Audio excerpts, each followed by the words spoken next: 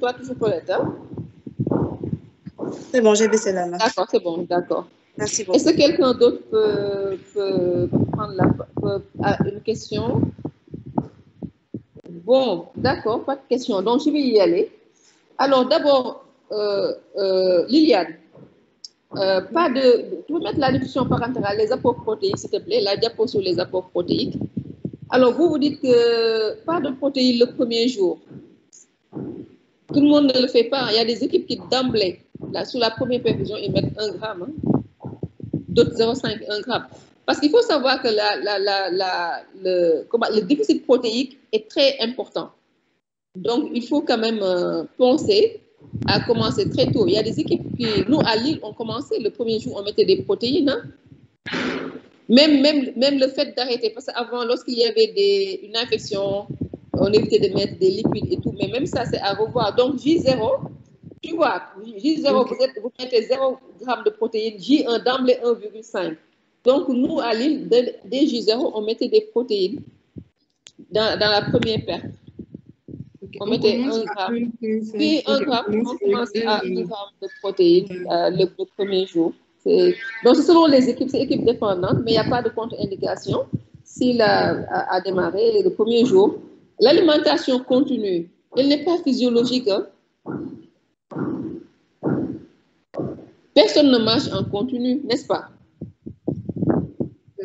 Alors, on a souvent pensé que ça permettait de réduire le risque d'alimentation, d'entérocolite ou autre, c'est-à-dire mieux redonner de petites quantités fractionnées que de faire une alimentation en continu. Personne ne mange en continu. Nous-mêmes, on ne mange pas en continu. Donc, ce n'est pas très physiologique. Donc, ce n'est pas forcément... Dans la diapo même, je pense dans le diaporama que je vous avais donné par rapport à la nutrition parentale, l'année dernière, ça a été l'objet de beaucoup de discussions avec le professeur Faye, qui, lui, est très contre l'alimentation continue. Hein. Il est très contre l'alimentation continue. Il préfère de petites quantités fractionnées, donner de petites quantités à une fréquence plus élevée, 8 à 12 portions, même si c'est toutes les 2 heures, mais quand même laisser à l'enfant des plages de... Laisse cette diapo-là, ne la bouge pas. Des plages de... Comment on appelle ça encore? Des plages de repos. L'autre chose également, c'est par rapport aux complications liées de l'alimentation parentale. Bon, vous avez dit l'obstruction du cathéter, les thromboses, infections locales et tout. Mais il y a les complications. Est-ce que vous avez mis plus tard, dans la diapo suivante, les complications de l'alimentation parentale en elle-même, par exemple, la cholestase et tout. Est-ce que vous en avez parlé? Si, vous en avez parlé et tout. D'accord, ok. Mais bon, très, très rapidement.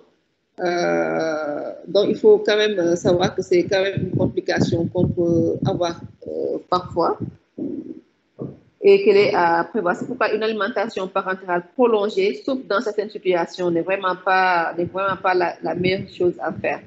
Maintenant, concernant les supports pour l'alimentation entérale. Donc, pour l'alimentation parentale, est-ce que dans votre... Je n'ai pas vu dans vos sources les recommandations de l'ESPGAN. Est-ce que vous les avez utilisées? Ce n'est pas grave. Est-ce que vous avez utilisé les recommandations de l'ESPGAN? Il faut aller les voir. Hein?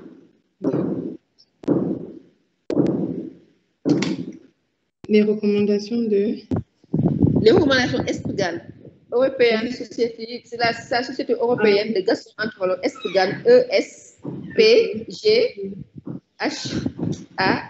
E-S-P-G-H-A-N. ESPGAN, il faut voir par rapport au... Si les choses ont changé, en principe, je pense que c'est les mêmes trucs, mais il faut que ça figure dans votre bibliographie. Je vois que le docteur Diallo, Tierno Abdul Aziz, a mis pour le gain pondéral par kilo par jour, le poids journalier moins le poids antérieur, diviser le poids par le poids antérieur, multiplié par le nombre de jours. Abdul Aziz, il faut que tu expliques un peu par rapport à la formule que tu viens de mettre. Bonjour, professeur. Je ne sais pas si vous m'entendez. Oui, je t'entends on t'entend très bien, oui. D'accord. Alors, par rapport à ce gain pondéral, il faut voir le nombre de jours sur lequel on veut calculer. Si on veut le calculer sur 2-3 jours. Sur plusieurs jours. Mais quand il est journalier, quand on veut le calculer sur un jour, on n'utilise que poids journalier moins poids antérieur divisé par le poids. Ça donne un jour. Oui, c'est pour un jour. D'accord. Voilà. C'est bien ce qu'on a dit tout à l'heure. Oui. Maintenant, Maintenant, en fait, si je prends par exemple, si je veux calculer entre hier et aujourd'hui, comme ce que vous avez dit. Maintenant, si je veux voir sur une progression moyenne sur 3, 4, 5 jours, je fais le calcul et puis le nombre devient 3 jours. Donc, je pars, le poids antérieur devient le poids du premier jour à partir de quel jour.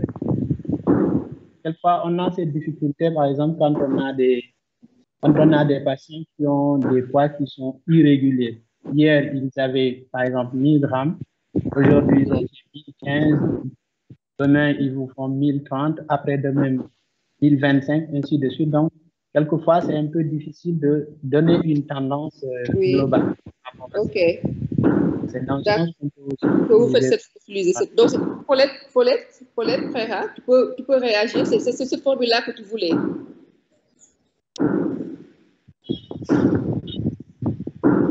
Paulette, enlève ton micro pour répondre. Paulette, elle a bougé. Enlève ton micro. Non, je suis là. Oui, d'accord. Oui. Je suis là. Je parlais de cette formule-là. Tu parles de cette formule-là. Mais ça, c'est pour plusieurs jours. Mais le poids journalier,